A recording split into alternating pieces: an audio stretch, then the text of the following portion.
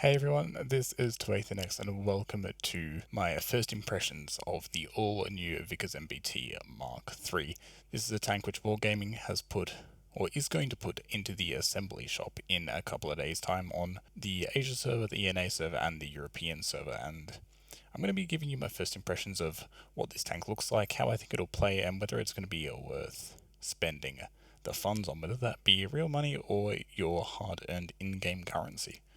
So to start off with, Wargaming has given us a few pictures, and this definitely looks like a very modern tank, although, spoiler alert, it really doesn't have any armor to speak of at all, and that is a major detriment to this tank, but it does look very cool. Almost a bit like a Progetto sort of turret, maybe a bit of an AMX-30B sort of look even. But we are going to delve right into the stats, and to start off with, we're going to compare this tank to its British brother, the Centurion Action 10, the Leopard 1, and the K91. Now, the Leopard 1 and the K91 are both sniper medium tanks like the Vickers 3, and the Cent AX actually shares the same gun without being a sniper tank. Now, immediately we can see that the DPM of the Vickers and the Cent is the same, and so is the ammunition. They both have the 330 heat and the 105 Hesh for the HE rounds. Same pen, same DPM, although the Vickers does have slightly better shell velocity on its standard rounds. Now, I will look at the comparison to the Leopard 1 and the K91 in a little bit, but I'm going to go initially into the detail with regards to how it compares to its British tech tree counterpart. Onto the gun handling. Now, this is where it gets a little bit interesting, and where one of the key features of the Vickers 3 is about, and we can see here that it's got marginally better aim time, but also decently better accuracy, and that 0.26 accuracy is starting to get on par with like Stritsfire 103B levels, which is absolutely insane, particularly when you pair that with the 1,540 meters a second shell velocity. The 55 forward speed is, well, there's nothing to write home about. It's the same as a Cent AX, and it does feel very nice, but it's not anywhere near the Leopard's mark of 70 kilometers an hour. But the reverse speed of 25 and the really good power to weight and terrain resistances will make this a fairly mobile tank, although not quite as mobile as the Leopard.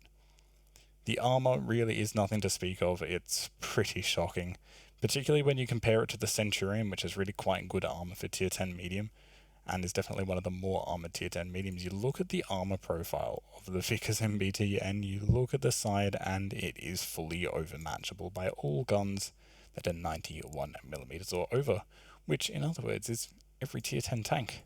Now, this is clearly not very good, but I'm going to touch on this a little bit more when we compare it to the Leopard and the K91. Now, the reason I'm comparing it to the Leopard and the K91 is they're both sniper tanks, and the Vickers 3 looks like it will play a very similar role to the Leopard. On the face of it compared to the Centurion has a massive increase in armor, and is essentially a trade-off between the armor and a little bit of gun handling, and quite frankly, the Centurion can pretty much do everything the Vickers can do. Now, the gun handling on the move is very good for both of them. Being the same gun, you would expect that, but is it really going to be worthwhile getting a Vickers 3 when you can just play Centurion? Depends. Now let's have a quick look at how the Vickers compares to the Leopard and the K91. The Leopard has definitely got a DPM disadvantage of about 200, but then the K91's got about a 200 advantage on it. 100 advantage on it, 125 advantage on it, with an increase in pen as well. Obviously the Leopard's got the slightly higher alpha and the K91's got the slightly lower alpha, but they all have absolutely insane shell velocity. In fact, all across the board, even with the Cent AX in this comparison. We can see here that the Vickers 3 pales in terms of its aim time compared to the Leopard 1 and the K91, but it makes up for that with its really good gun handling and accuracy. Again, the .26 really pulling its weight, and the .1 dispersion when moving and traversing, and the .08 when traversing the turret. Now, one of the biggest points about this tank is the mobility.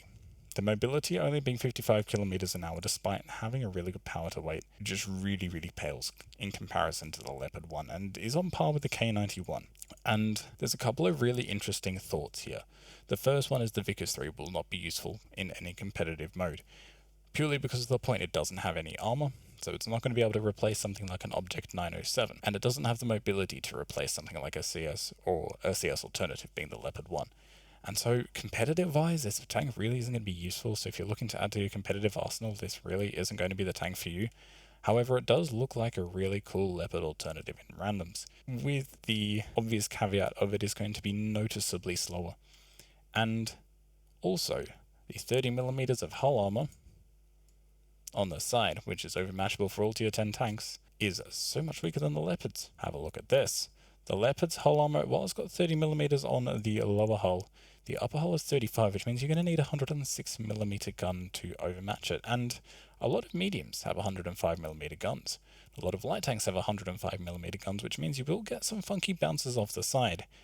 And continuing on the armor, you are going to get some funky bounces off the turret of the Leopard. If you're using your gun depression particularly, the upper turret comes quite bouncy, the sides of the turret do as well, whereas the Vickers MBT, despite it having that 1 extra degree of gun depression on the Leopard, that's really pretty poor. The mantlet's very, very panable.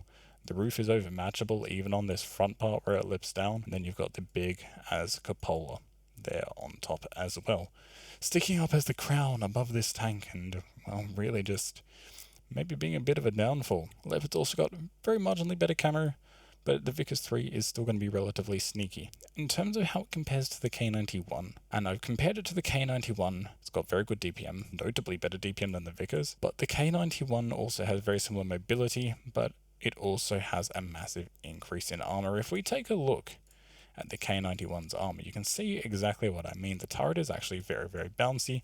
The sides are very bouncy. Admittedly, it doesn't have quite as much gun depression, having 9, but it is only over the sides. You only get 5 over the front of the tank. It would seem to me that the K91 is actually going to be very competitive with the Vickers as well. And here's the problem that I have with the Vickers. Itself as a tank, I'm comparing them to 3 very good tier 10 medium tanks in the Ascent, the Leo and the K91. And the Vickers 3 itself looks like it sort of holds its own with these tanks, taking bits and pieces of all of them, like some of the shell velocity of the K91, the accuracy, increase from the Leopard even, the gun handling and the damage per minute from the Scent, as well as a good HE rounds, okay mobility, fuck all armor, and run-of-the-mill hit points with 1900.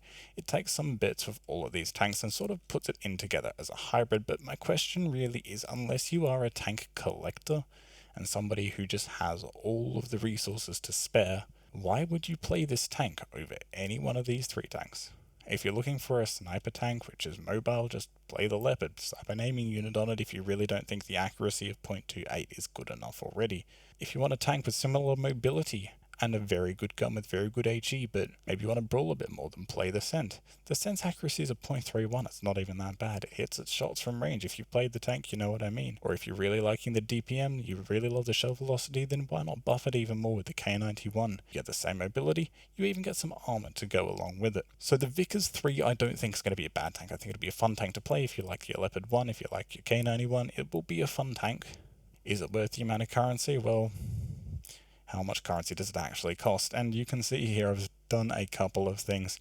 We can see that if you're using only credits, it will cost 125 million credits, which is the same as the 452k at the start of the year, but it's excessive. Any of the other medium tanks will cost 6.1 million, being tech tree medium tanks. 125 million is a lot. If you're going for possibly the cheapest option, then there's a million free XP, which is a lot of grinding of tanks, or a lot of spending gold to convert all of your free XP. Is it worth at face value that much currency? Absolutely not. Would I recommend getting it? Unless you have all the tanks in the game and have the spare currency, honestly, probably no. If you're looking for a fun tank that's an alternative to a Leopard, I mean, it could be fun. I'm personally not going to get it. Yeah, I don't know.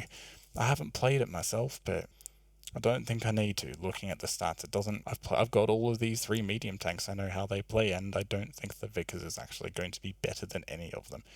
And I'm not saying that Wargaming should be releasing assembly shop tanks which are overpowered, that are broken. I don't think that would be a particularly good idea for the game, but I think they need to be a bit more exciting than the Vickers 3. On the face of it, I don't think it's better than any of these 3 medium tanks which you can just get through the tech tree. It's not going to be useful in competition on the competitive scene, and it's sure to be a fun tank in randoms, but I don't really feel like it's worth the excessive currency that it is on sale for in the assembly shop. But how does one actually get this tank? Well, on the Asia server at least, It is available from July 25th at 10 p.m. through to July 29th at 2 a.m. Now, there are 5,000 tanks available with a 3D style and the unique number, and I believe it's an extra 5,000 as well, which are unnumbered for the rest of the players to get. Do I expect these to sell out? Honestly, probably not on the Asia server, so if you want to get one of these, then there's really no rush. The numbered ones will probably go fairly quickly within the first 10 to 15 minutes, if not faster than that, but after that I think it will really slow down. And again, looks like a fun tank, but probably not one that I will get myself. So guys, if you have enjoyed this review and if you've enjoyed watching my first opinions of this tank, then chuck me a follow. Don't forget to check out my Twitch stream as well. I will link that in the description below. Thank you very much for watching. Hope you've enjoyed, and I will catch you in the next one.